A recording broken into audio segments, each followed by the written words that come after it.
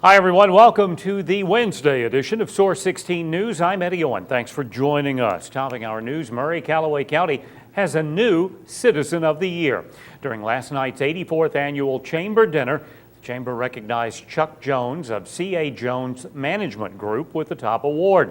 Previous recipients of this honor include former Mayor Tom Rushing and current Mayor Bill Wells.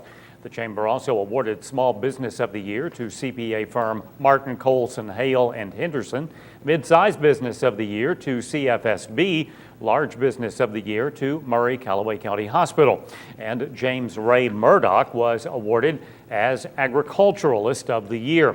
Over 400 people attended the dinner at the Curris Center on Murray State University's campus. Keynote speaker Richard Henson with Henson Broom Shop and General Store in Simpsonia encouraged attendees to never give up or be afraid of failure.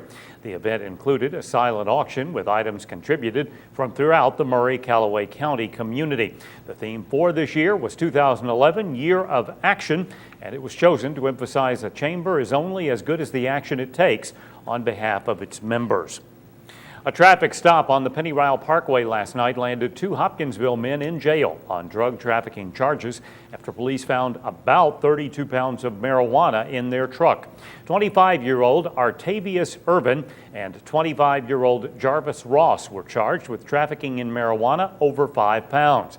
A Christian County Sheriff's deputy stopped Irvin for speeding last night around 8:45 on the Pennyrile Parkway and then smelled marijuana coming from the vehicle. The deputy said Irvin and Ross were acting nervous and avoided eye contact.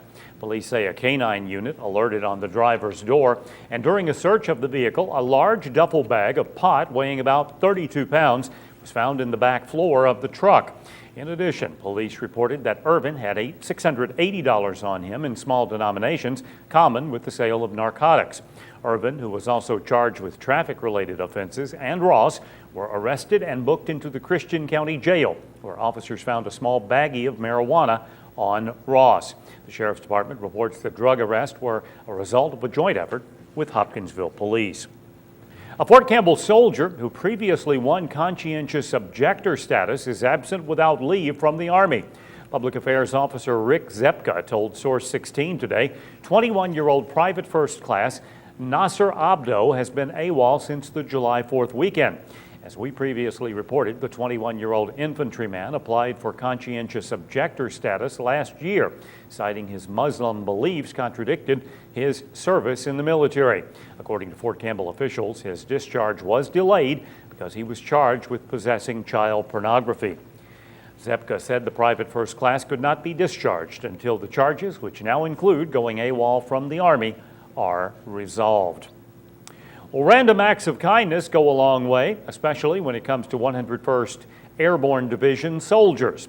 Fort Campbell's 1st Brigade Combat Team today honored 12 businesses for donating food and sending soldiers care packages while they were deployed in Afghanistan this past year. Well, I'll tell you, back in the past, I've been in the Army 5 different decades, and it was not like this in the 70s when I was in.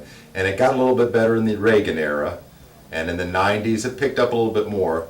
But now in this day and age, with this current past 10 years, I've never seen our nation rise up so much in support of our troops. I mean, I cannot think of a business out there, I cannot think of a family.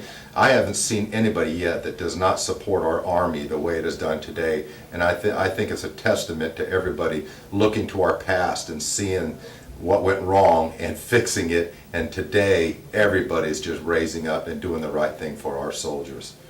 Officials say donations would have not been possible without the guidance and support of Soldiers Angels, a nonprofit organization. Progress is being made to remove a fallen bridge from Mayfield Creek on Kentucky 1241 in Graves County.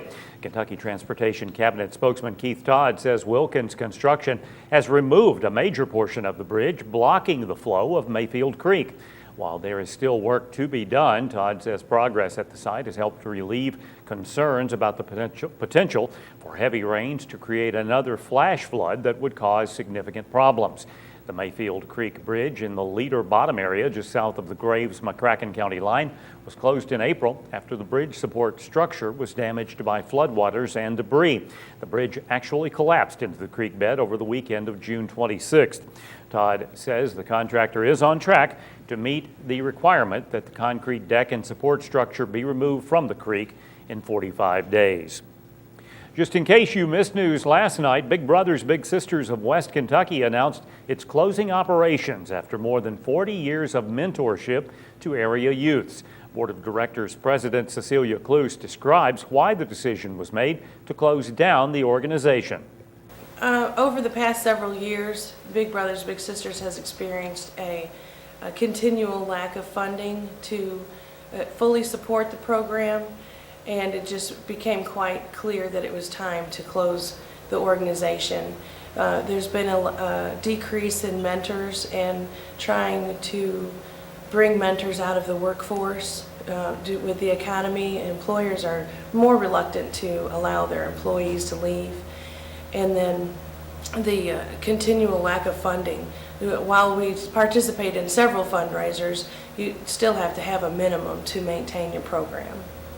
As we reported last night, Big Brothers Big Sisters will cease all operations July 31st. According to Cluse, all relationships made through the organization's mentorship program will also be formally closed.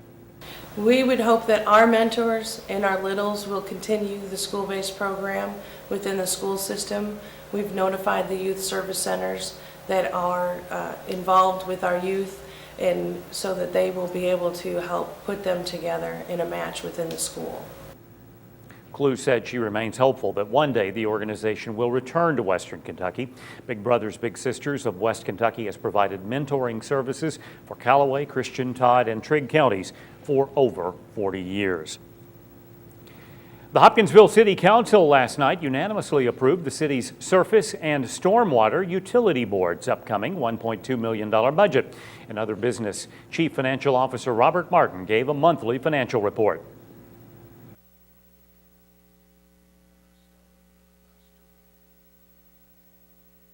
We've collected throughout the year $24,339,000.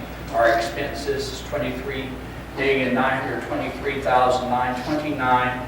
That includes a $704,000 transfer to grounds maintenance and a $1,076,515 transfer to capital. We have revenues over expenses of $935,827. Our encumbrances at the end of the year, which we'll be carrying over into our next fiscal year, is $409,904. So we've ended up the year with the general fund a surplus of $525,923. Martin also gave council members an annual report about a police and fire pension fund that was created before the city joined the county employee retirement system. Beginning fair market value of the fund at the first of 2010 was $522,410. And we have a ending fair market value of $587,781. That was at the end of 2010. And then we always make our annual contribution in January. So in January of 2011, we made a $400,000 contribution. We are scheduled to pay out monthly benefits of $32,700, or annual benefits of $392,402. So Mayor Kemp then recognized 10 Southside Church of Christ youth group members for their recent volunteer work on behalf of the Hopkinsville Police Department. Kentucky has been named a top 20 state. Now, usually that's a good thing. This time, not so much. In a state where coal is king, the Natural Resources Defense Council, an environmental watchdog group, along with the Physicians for Social Responsibility, announced that Kentucky is one of the most toxic states in America, primarily due to coal-powered electrical plants. Kentucky came in at number 4, behind Ohio, Pennsylvania, and Florida. In a press conference this morning, Climate Center Director Dan Lashoff called on Kentuckians to support the Environmental Protection Agency's new standards, which they claim could save lives. The EPA estimates that the reduction of toxic pollution required by the pending mercury and air toxic standard would save as many as 17,000 lives every year by 2015 and prevent up to 120,000 cases of childhood asthma symptoms. The safeguards also would avoid more than 12,000 emergency room and hospital visits and prevent 850,000 lost workdays every year. This is not going to be an easy sell in a state which is so dependent on coal. This is obvious by legislation in Congress sponsored by 1st District Congressman Ed Whitfield, which will allow for ignoring these new standards. If you'd like to see the complete report, as well as the complete listing of the 20 toxic states, visit nrdc.org. And speaking of Congressman Whitfield, on Tuesday we talked with him about the federal government's debt ceiling expiration coming up in less than 2 weeks. Whitfield was promoting the Cut, Cap, and Balance Act that was brought up before the House last night. As a follow-up, that bill did pass the Republican-controlled House 234 to 190. It now goes to the Senate, where it is not expected to pass. President Obama has said that even if it does pass the Senate, he will veto it. Well, now it's time for Hopkinsville Christian County Crime Stoppers Coordinator, Officer Paul Ray, with our featured fugitives of the week. This week, police need your help locating 2 wanted fugitives.